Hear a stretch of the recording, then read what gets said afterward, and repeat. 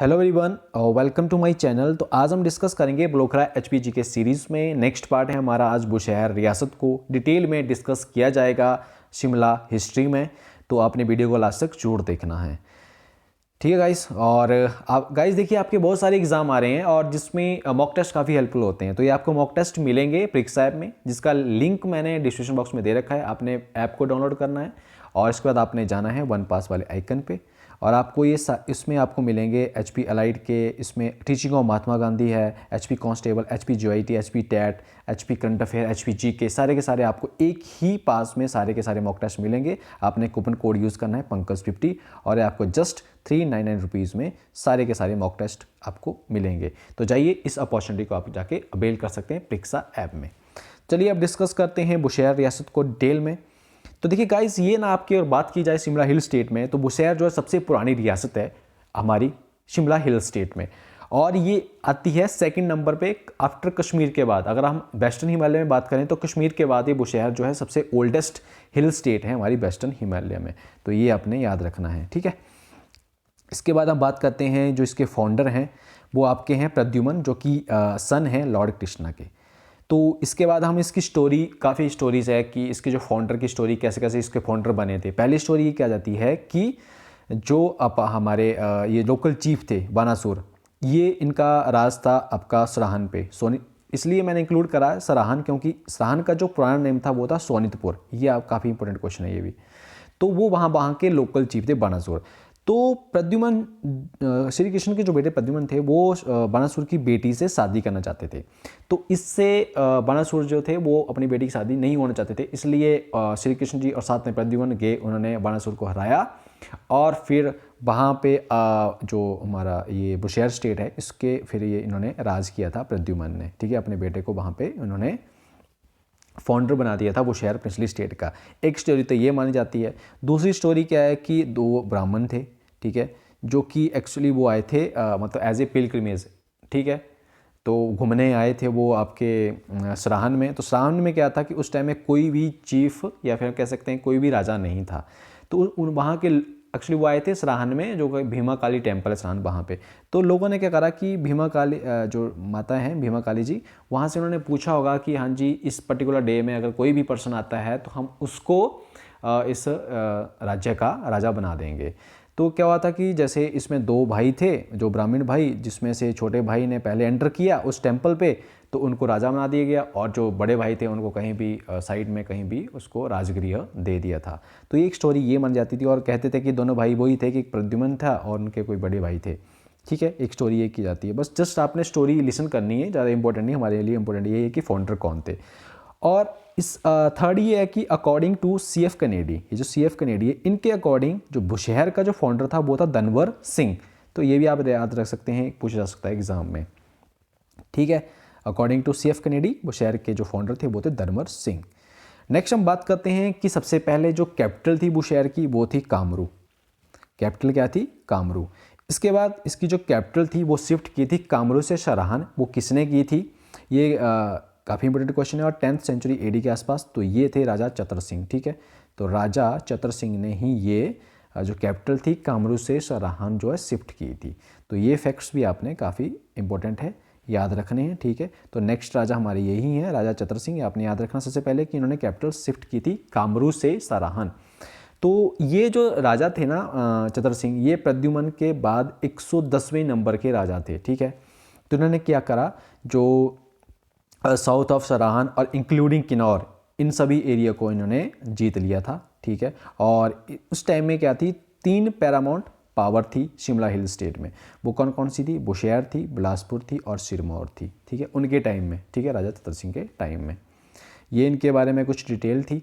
Next हम बात करते हैं, काफ़ी इंपॉर्टेंट राजा हैं, इनके ही बेटे थे ये चतर सिंह के, राजा कहरी सिंह।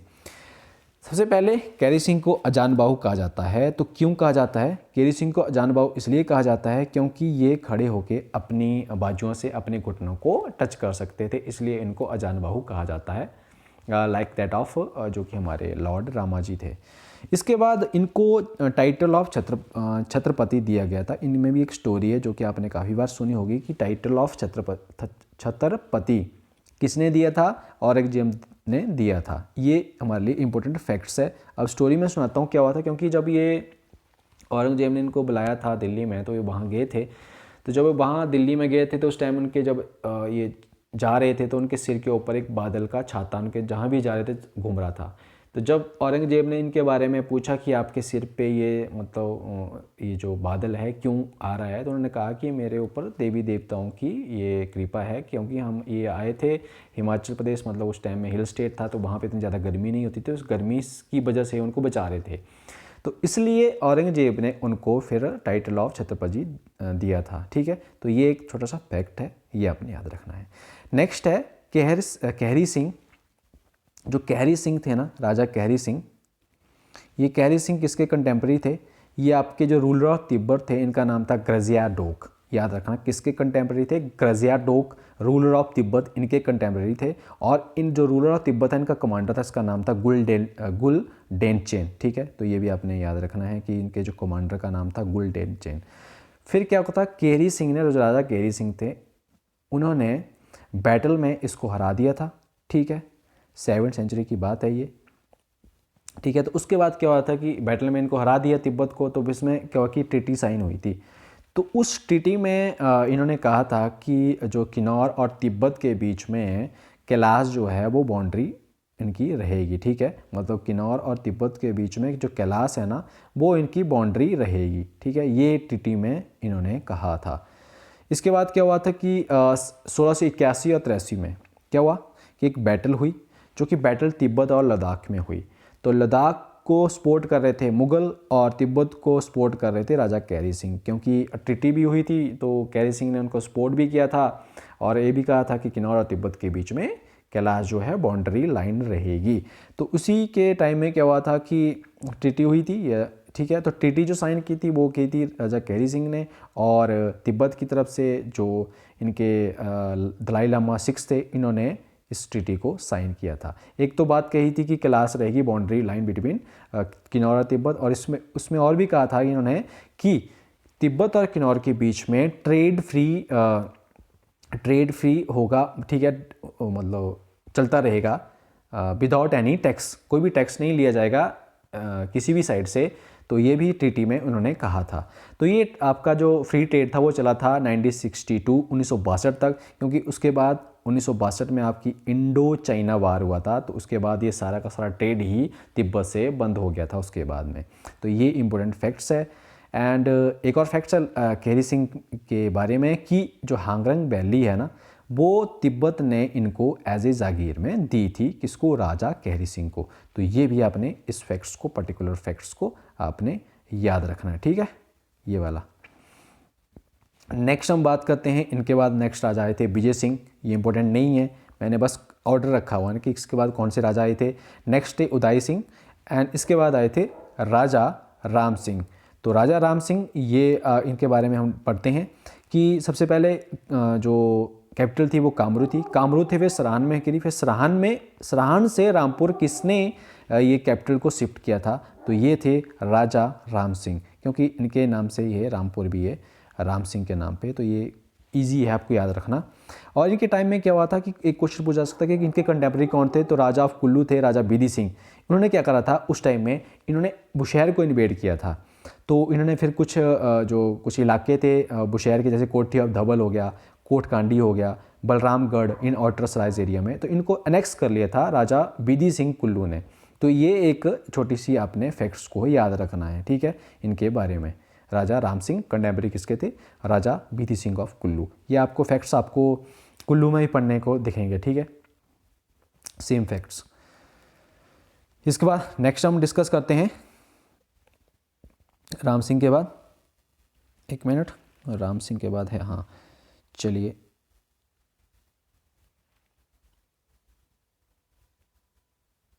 ये वाला। अगले हैं राजा रुद्र सिंह। तो इनके बारे में ज़्यादा कुछ नहीं है। इसके बाद आएंगे राजा उगार सिंह। तो राजा उगार सिंह के बारे में हम पढ़ते हैं। तो राजा उगार सिंह ने क्या करा था? एक था परगना ऑफ सुहेल। तो परगना ऑफ सुहेल को इन्होंने कनक्योर, इसको जीत लिया था। फिर उन्होंने इस परगना ऑफ सुहेल को हैंड ओवर कर दिया था राजा कुमार सेन को। ठीक है, और इनकी जो डोमिनेंस थी राजा उगवार सिंह की पर्टिकुलर एरिया क्योंथल के ऊपर, कोटखाई के ऊपर, ठियो के ऊपर। तो आपने देखा होगा जब हम आगे पढ़ेंगे क्योंथल के बारे में, कोटखाई के बारे में, तो आपको डोमिनेंस दिखने को मिलेगा, फ्यूड्यूटरी भी दिखने को मिलेगी बुशहर की, क्योंकि ये बुशहर के फ्यूड्यूटरी रहे हैं, क्योंकि इन्होंने ही मैक्सिमम राज किया है इन पर्टिकुलर ठकुराई के ऊपर। तो इसलिए इनकी डोमिनेंस क्योंथल के ऊपर थी, कोटखाई के ऊपर थी, ठियो के ऊपर थी। और इनकी जो एनिमिटी थी वो सिरमौर और बुशहर के बीच में थी। फिर ये क्या हुआ था कि पहले थी, क्योंकि बाद में क्या हुआ कि इन्होंने सिरमौर के साथ इनके मैट्रिमोनियल अलाइंस हो गए, तो फिर ये जो सारे के सारे हॉस्टैलिटी थी, एनिमिटी थी, ये उनकी फिर फ्रेंडली रिलेशन में वो बदल गई थी। तो ये एक छोटी सी फैक्ट्स है, ज़्यादा इंपॉर्टेंट नहीं है। और इनकी जो डेथ थी वो 1810 AD में उगार सिंह की मृत्यु हो गई थी। तो नेक्स्ट राजा आते हैं इनके बाद महेंद्र सिंह।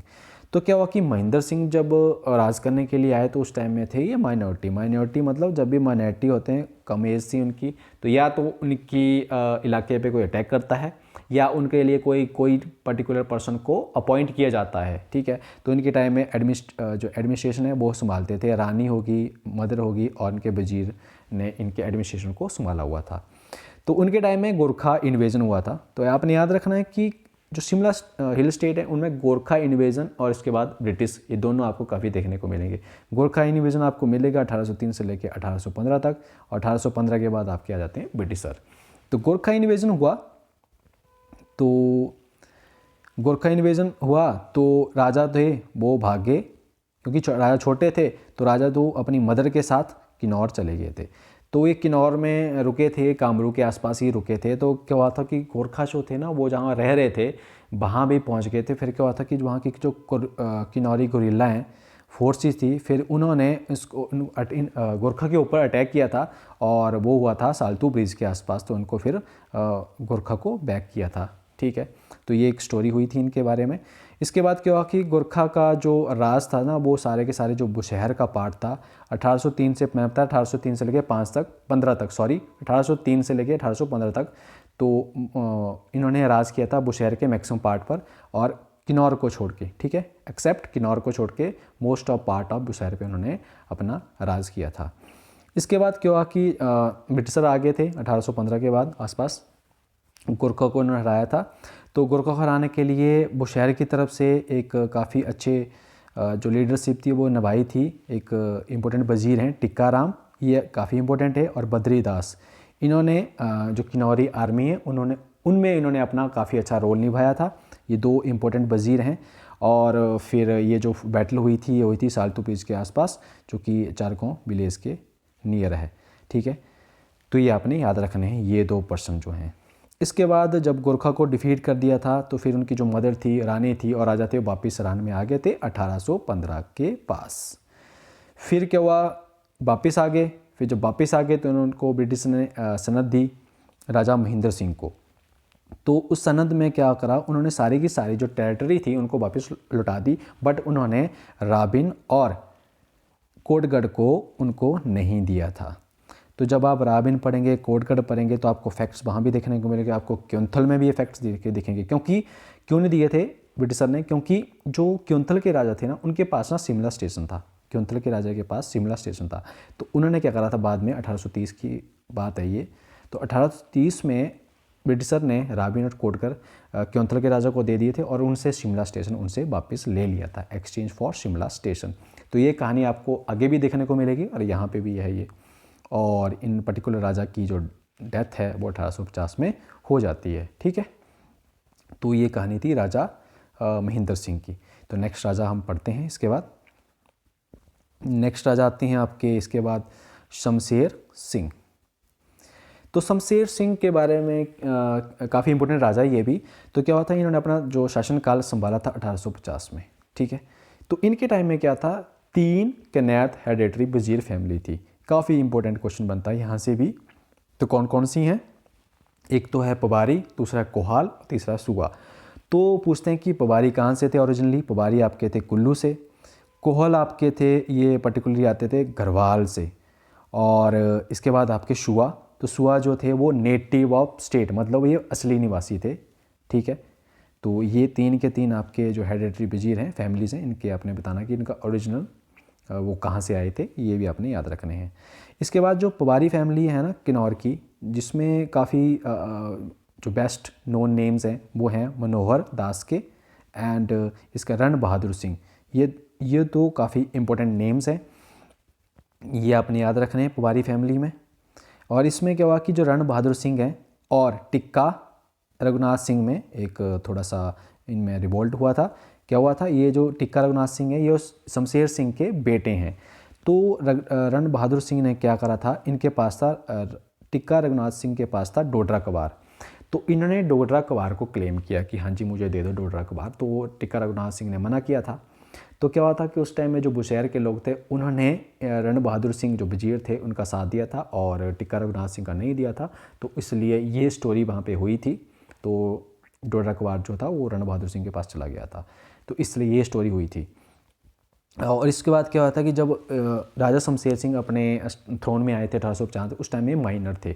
तो ब्रिटिशर ने क्या करा था, उनके लिए 3 वजीर अपॉइंट कर दिए गए थे। तो पहले वजीर थे वो मनसुख दास थे, एज ए रिजेंट की तरह काम कर रहे थे। सेकंड थे श्यामलाल जो कि तहसीलदार ऑफ नूरपुर थे, और 2 ही लिखे गए हैं बुक्स में, ठीक है। तो ये ब्रिटिशर ने इसलिए भी करे थे कि ताकि राजा की पावर्स को ना कम किया जाए, इसलिए उन्होंने ये वजीर जो अपॉइंट किए हुए थे। तो राजा को अपॉर्चुनिटी नहीं मिल रही थी, पर राजा को अपॉर्चुनिटी मिली 1857 की जब रिवोल्ट हुआ। तो तब उन्होंने क्या करा, शमशेर सिंह ने, राजा ने, कि उन्होंने 1857 की क्रांति जो हुई थी उसमें ब्रिटिशर का साथ नहीं दिया था। उनके जो पर्टिकुलर स्टेट में लोग आ रहे थे, ब्रिटिशर आ रहे थे, उनको ये अनदेखा कर रहे थे, उनका कोई भी मान सम्मान नहीं कर रहे थे। तो ये चीज़ काफ़ी इंपॉर्टेंट क्वेश्चन यहाँ से बनता है। तो ये पर्टिकुलर राजा थे जिन्होंने 1857 की क्रांति में ब्रिटिशर का साथ नहीं दिया था। तो फिर क्या हुआ था कि उस टाइम में जो डिप्टी कमिश्नर थे शिमला के, लॉर्ड विलियम है, उन्होंने इनको पनिश करना चाहा। बट क्या हुआ कि उस टाइम में क्रांति चली हुई थी। तो जो चीफ कमिश्नर थे पंजाब के सर जॉन लॉरेंस, उन्होंने मना कर दिया कि अभी स्थिति जो है ठीक नहीं है। तो इसलिए राजा को दंड देने से वो बच गए थे, ठीक है, उनको अनदेखा उस टाइम में कर दिया गया था। तो एक स्टोरी है। फिर क्या हुआ कि अगली स्टोरी ये है कि एक मुंशी रामलाल है पर्सन्स, काफ़ी इंपॉर्टेंट है ये भी। तो इन्होंने क्या करा था कि इन्होंने ना रिवेन्यू पेमेंट जो पहले काइंड में लिया जाता था उसको रिवेन्यू पेमेंट को कैश में लेना स्टार्ट कर दिया गया था 1854 में। तो क्या हुआ था कि फतेह सिंह ने 1859 में फतेह सिंह ने क्या करा, उनके विरुद्ध रिवोल्ट कर दिया कि आप जो रिवेन्यू पेमेंट है उसको जो काइंड में लेते थे उसको कैश में क्यों कर दिया, इसलिए उन्होंने रिवोल्ट कर दिया। फतेह सिंह कौन है, ये शमशेर सिंह के इलेजिटिमेट सन हैं, ठीक है, सॉरी इलेजिटिमेट ब्रदर हैं ये। तो ये फतेह सिंह के क्या थे, इलेजिटिमेट ब्रदर थे, याद रखना अपने फैक्ट्स। फिर इसके बाद क्या हुआ कि जो उस time superintendent of Shimla hill state थे मिस्टर जी वर्नेस, वो बुशहर में आए थे। फिर उन्होंने इस पर्टिकुलर डिस्प्यूट को सेटल किया था, इस डिस्प्यूट को, ठीक है। तो ये काफ़ी इंपॉर्टेंट फैक्ट्स यहाँ से भी बनता है। फिर इसके बाद क्या हुआ कि 1887 में राजा ने क्या कर दिया था, राजा शमशेर सिंह ने अपना जो थ्रोन था वो छोड़ दिया था अपने बेटे के लिए, टिक्का रघुनाथ सिंह। तो अब अगले हम पढ़ते हैं टिक्का रघुनाथ सिंह के बारे में। चलिए टिक्का रघुनाथ सिंह के बारे में पढ़ते हैं। तो क्या हुआ था कि टिक्का रघुनाथ सिंह के बारे में क्या है कि जब टिक्का रघुनाथ अपने थ्रोन में आए तो उनके जो फादर थे ना, वो उनका विवाह मंडी राजघराने में करवाना चाहते थे। तो ये रघुनाथ सिंह मंडी घराने में शादी नहीं करना चाहते थे, इसलिए वो वहाँ से भाग गए थे। कहाँ पे, सिरमौर में 1883 में।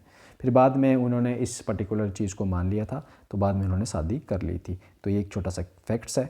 इसके बाद उन्होंने क्या हुआ था कि 1893-94 में पहली बार इस पर्टिकुलर बुशहर रीजन में उन्होंने लैंड सेटलमेंट को इंट्रोड्यूस किया था वहाँ पे।